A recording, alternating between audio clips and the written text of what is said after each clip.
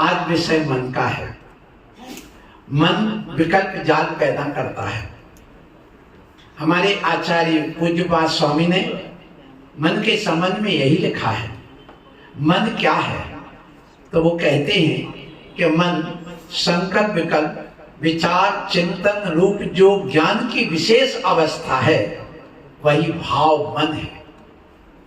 मतलब मन में जो भाव मन है और ज्ञान में कोई विशेष अंतर नहीं है, इसलिए इसको मानसमति ज्ञान भी कहा है।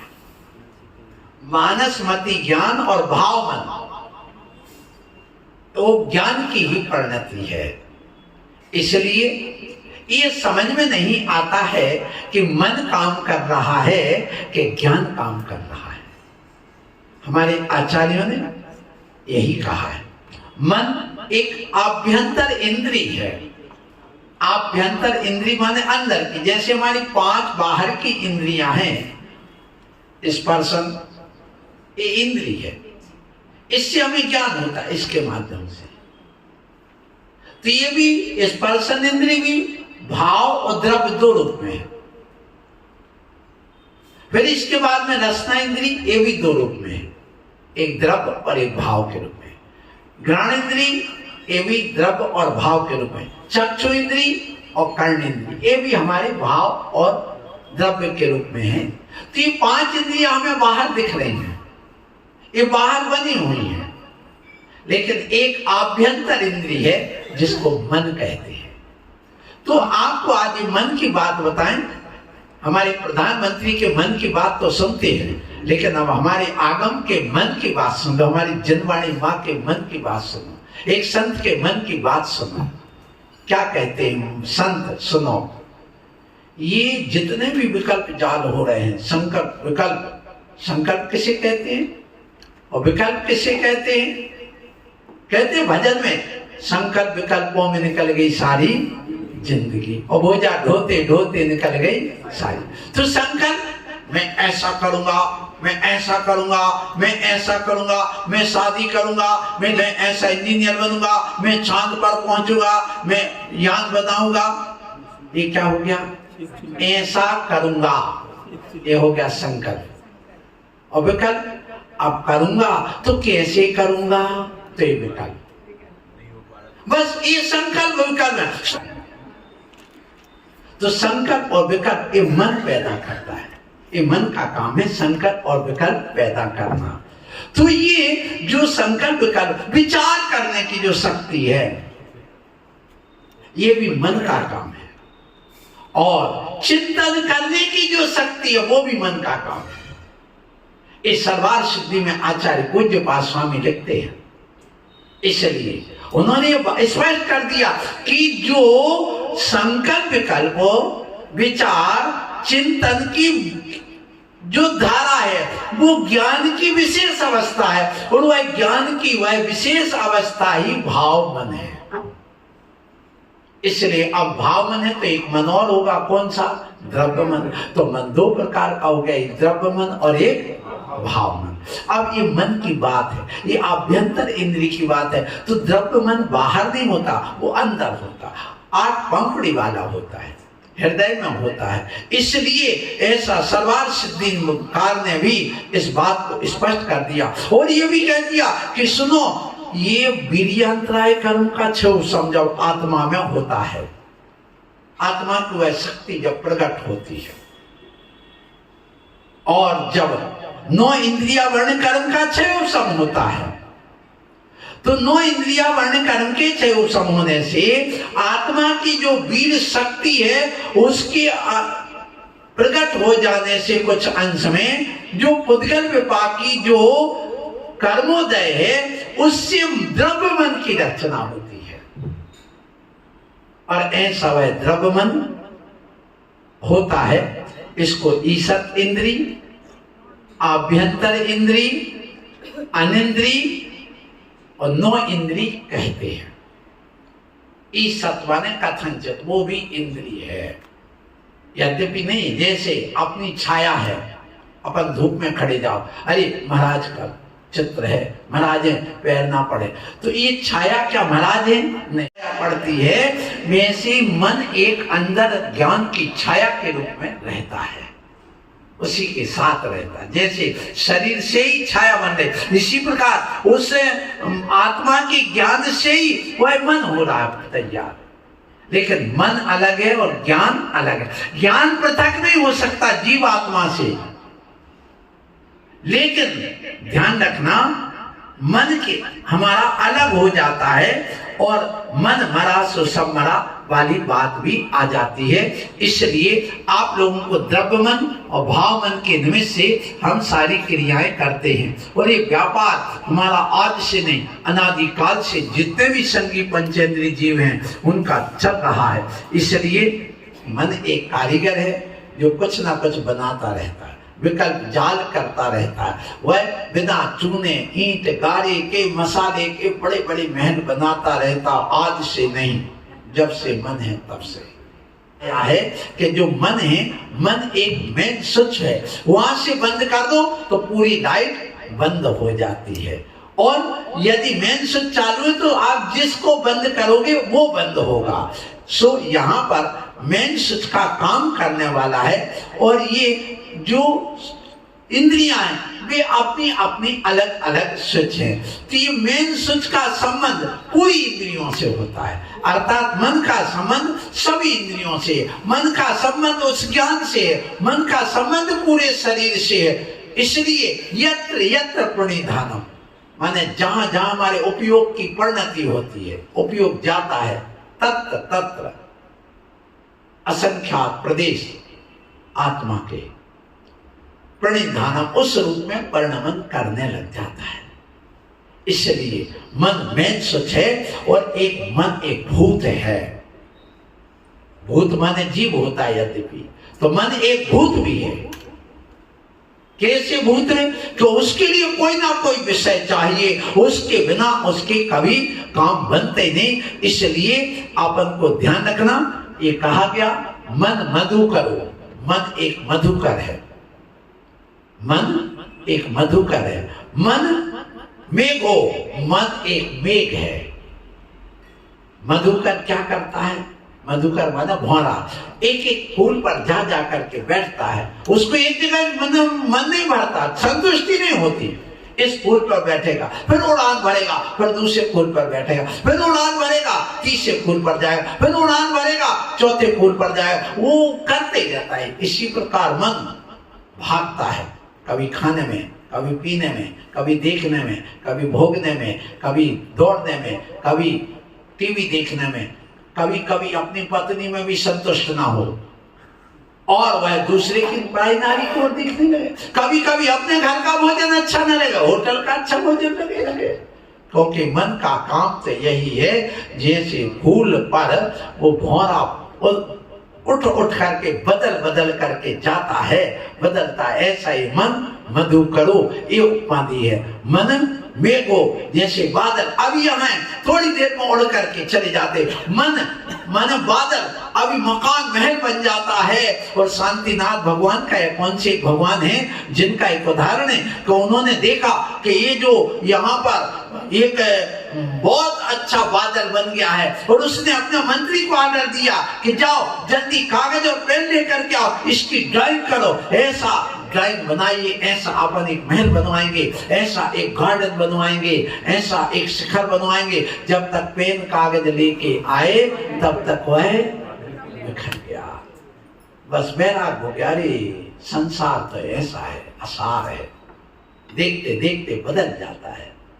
सो वहां पर यही हुआ, और परिणाम ये निकला कि वो वैराग्य को धारण कर गए। तो जैसे मेघ होते हैं ऐसा ही हमारा मन होता है। इसलिए कहा गया मन मदनी, मदनी माने स्त्री है, मन को स्त्री कहा। यद्यपि मन नपुंसक है, ना वो स्त्रीलिंगी है ना पुरुषलिंगी है। जिसके पास जाता वैसा ढल जाता, वैसा हो जाता है।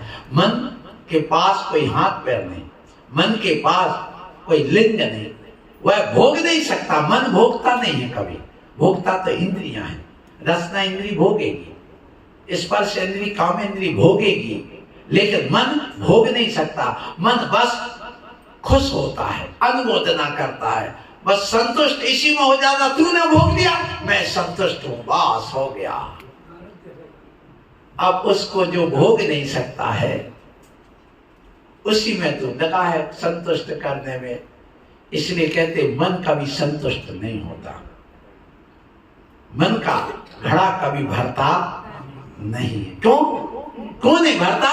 क्योंकि वो मन बदलता रहता है, मन चंचल होता है। ये बाहर की इंद्रियां तो ठीक हो गया, अंदर की इंद्रियां जब वो मन विकल्प जाल पैदा करता, हाई टेंशन हो जाता है। हाई टेंशन, टेंशन नहीं, हाई टेंशन। जब हाई टेंशन होता है तो वहां पर बीपी हाई हो जाता है, और जब बीपी हाई होता है, टेंशन हाई होने से, तो उस समय हमारी धमनियां फड़कने लगती है, क्रोध पैदा हो जाता है। बीपी बढ़ने से धमनियां फटने लग जाती हैं, इतना हो जाता है, इतना टेंशन, हाई टेंशन हो जाता है। इन टेंशन बदल जाने से कि मस्तिष्क की नस फट जाती है, कहते ब्रेन हेमरेज हो गया है। तो में से खून गाढ़ा है, और उपवास में और गाढ़ा हो गया, और डांट में और गाढ़ा हो गया, क्योंकि अंदर से वो उबल गया तो और गाढ़ा हो जाता है। जैसे दूध को उबालो तो क्या होता? गाढ़ा होता। ऐसे खून भी गाढ़ा होता है। घी ज्यादा खाने से खून गाढ़ा होता है, तनाव करने से गाढ़ा होता है, उपवास करने से गाढ़ा होता है, डांट खाने से, क्रोध आने से भी तेज अग्नि है तो उससे वह गाढ़ा हो जाता है। तो अग्नि 5 प्रकार की, क्रोधाग्नि, कामाग्नि, और कौन सी? जठराग्नि, दावाग्नि, बड़वाग्नि, धनाग्नि। धन की अग्नि भी है। कहते भैया पेट वो हाथ गर्म है, जेब गर्म है इनका, इनसे रहना भैया, बहुत गर्म है इनका जेब। जेब गर्म का अर्थ तो भैया जानते हो ना सब। जेब गर्म करने में लगे हैं। जिनका जेब गर्म होता है तो उनका काम भी होता है, उनको सुख मिलता है। लेकिन भगवान कहते हैं कि इतना जेब गर्म मत करो कि तुम्हारी आत्मा ठंडी हो जाए। और जेब गर्म करते करते आदमी की आत्मा ठंडी हो जाती है, और ले जाते कंधे पर लेकर के, अब तो ठंडा हो गया, ले चलो। छूते, ठंडा है कि नहीं? हो गया, अब तो गए काम से। मन एक कामना है, और मन मरुतो, मरुता सुना वाल्मीकि दत्त सागर जी महाराज। मरुतो, मन एक हवा है। जैसे हवा कब उमड़ जाए, कब वो गोल गोल घूमने लगे, कब कहां चली जाए है पर दिखाई नहीं दे, ऐसे मन है। इस मन को समझो। इसलिए यहां पर कहते मन मरकट हो। मन एक मरकट है, बंदर है। इसलिए हमारे आचार्यों ने कहा मन को एक श्रुत स्कंद पर चढ़ा दो। मन को श्रुत स्कंद पर चढ़ाना है। श्रुत स्कंद का अर्थ एक वृक्ष होता है। जैसे बंदर को वृक्ष पर चढ़ा दो, इस डाली से उस डाली पर, उस डाली से उस डाली पर, वह उछल कूद करता रहता है। और नीचे 2 कुत्ते खड़े कर दो। क्या करना? नीचे 2 कुत्ते खड़े कर दो, और ऊपर पेड़ पर बंदर को चढ़ा दो, तो क्या होगा? वो नीचे उतर के वहीं चढ़ा रहेगा। इसलिए सुन लो, इस मन को, मन रूपी बंदर को 11 अंग 14 पूर्व रूपी उस सत वृक्ष पर चढ़ा दो, और नीचे वैराग्य का कुत्ता। किसका? वैराग्य का, और एक संयम का छोड़ दो। अब बेटा भागो, कहां भागते हो? अब वो भाग नहीं सकता, वही उछल कूद करेगा, करो। अब वो कहीं भागेगा नहीं। इसलिए कहा गया मरकट, मन मरकट है। मुनि बनने के बाद में मन को चंचल तो नहीं बनाना। जब मन मर जाता है तब मुनि बना जाता है। जब तक मन जीवित रहता है, जब तक इंद्रियां जीवित रहते हैं, मन लोभी होता है, मन लालची होता है, मन चंचल होता है, मन लोभी मन लालची, और पलक पलक मन और मन के मते न लागिए। ये क्यों कहा गया? इसलिए कहा गया कि देखो मुनिराज बनने के पहले यही किया जाता है। तन बूढ़ा हो जाता लेकिन मन बूढ़ा नहीं होता है। मन तो हमेशा जवान बना रहता है। एक बूढ़ा आदमी का मन भी और जवान होता है। क्यों? उसको ज्ञान ज्यादा हो गया है, अनुभव ज्यादा हो गया है, और ज्ञान और अनुभव जैसे जैसे हमारा बढ़ता है, मन और जवान होता चला जाता है। तो तन बूढ़ा हो जाने दो, मन को जवान रखो, लेकिन काय के लिए? वासना के लिए नहीं, उपासना के लिए। उपासना के लिए मन को जवान रखो, राग के नहीं, वैराग्य के लिए मन को जवान बनाओ। मन एक लक्ष्मी है। जैसे लक्ष्मी चंचल होती, आज इधर तो कल उधर। सरस्वती बैठी रहती और लक्ष्मी खड़ी रहती। आपका भी फोटो देखना जब बनाई जाती है, क्यों बनाते हैं? सरस्वती आ जाए तो जाने का नाम नहीं लेती, और लक्ष्मी आ जाए तो जाने के लिए खड़ी है। वो एक जगह रहती नहीं, एक पांव इस घर में तो दूसरा पांव दूसरे घर में, एक पांव घर के अंदर तो एक का पांव घर के। क्यों? लक्ष्मी आई है, आ गई घर के अंदर। अब उस लक्ष्मी क्या बीमारी आ गई? आई थी तो एक पांव कहां चला गया? बाहर। माने वो खड़ी है, ले जाओ। शादी की, पैसा कमाए, नौकरी की, अब बच्चा हो गया, अब उसमें खर्च करो, पढ़ाई में, बीमारी में, दर्द में, नौकरी चाकरी में, सब में लगाओ, खाने पीने में। तो ये लक्ष्मी का एक पांव अंदर है और एक पांव बाहर। इस स्वभाव को समझिए। लक्ष्मी सबको अच्छी लगती है, किसको बुरी लगती है? बोलो। लगती है। लक्ष्मी आते समय अच्छी लगती और जाते समय बुरी लगती है। लक्ष्मी आते समय सबको अच्छी लगती है और जाते समय बुरी लगती। तो लक्ष्मी बुरी भी लगती कि नहीं? बोलो। लगती। कब? जब साथ छोड़ के चली जाए। पत्नी अच्छी लगती है कब? जब साथ दे, और जब दूसरे के साथ भाग जाए तो इसलिए नारी भी तभी अच्छी लगती जब हमारा साथ दे, और यदि साथ छोड़ करके दूसरे का साथ देने लगे तो बुरी लगती। नारी को लक्ष्मी कहा है। ये बताओ, अपनी घर की लक्ष्मी घर में शोभा देती कि दूसरे घर में शोभा देती है?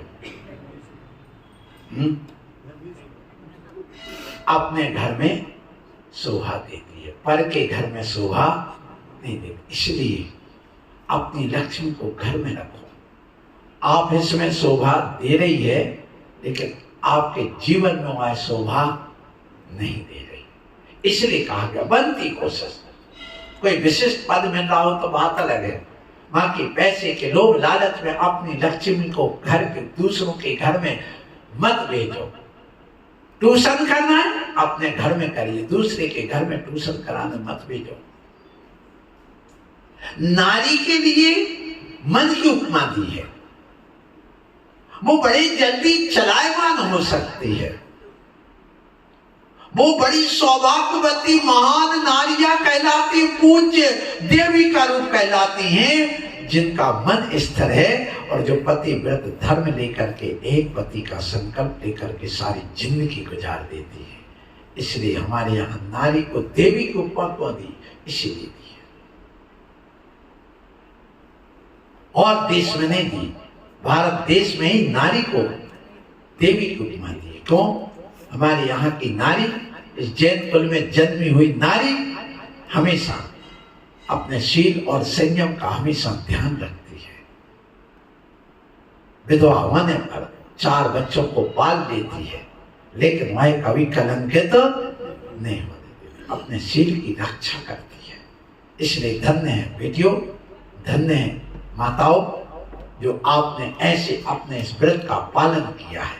लेकिन इन चंचल मनों की संगति में, चंचलों की छिचोरी बिसनी हवस जिनके अंदर भरी है, उनकी संगति में हमारी बेटियां भी कभी कभी विचलित हो जाती हैं। और एक बेटी विचलित होती और पूरी समाज को बदनाम कर देती है कि इनके मुनिराज इतनी अच्छी बात करते हैं, त्याग तपस्या की, संयम की बात करते, और ये बेटी ऐसा कर रही है, बड़ा दुख हो जाता है। इसलिए ऐसा काम मत करना। मन सबसे ज्यादा अभिमान पैदा करता है। यदि अभिमान पैदा करने वाला है तो वो है मन। इसलिए मन को मारो तो अभिमान अपने आप मर जाएगा। मन को जीतो तो स्वाभिमान अपने आप जग जाएगा।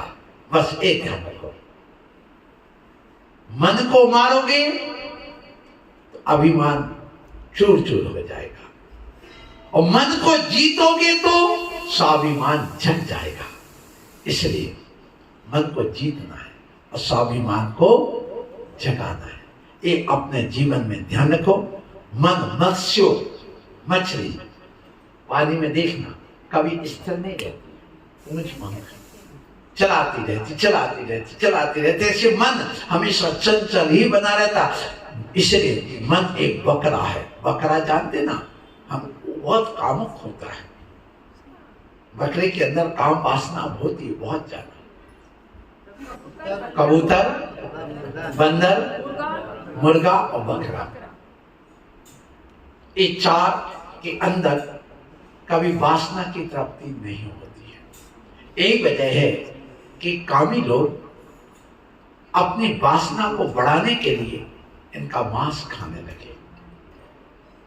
सो मन की 10 अवस्थाएं, मन की 10 अवस्थाएं, मन मधुकर 1, भौरा 2, भौरा हो गया, फिर दूसरा मेघ, तीसरा मदनी माने स्त्री, चौथा मदनो माने कामदेव, मन को कामदेव भी कहा, मन को मरुत माने हवा कहा, 5वां मन को मरकट बंदर कहा, मन को लक्ष्मी कहा, मन को मदी कहा, मदी माने अभिमानी, मन को मछली कहा, मन को कबूतर कहा,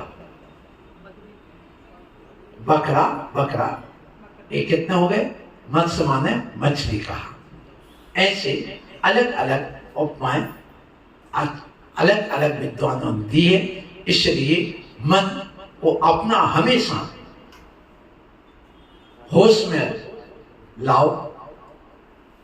यदि आप मन के वशीभूत हो जाओगे तो मदहोश हो जाओगे। जब जब धन आता है, पद आता है, शक्ति आती है, तब तक मन मदहोश हो जाता है।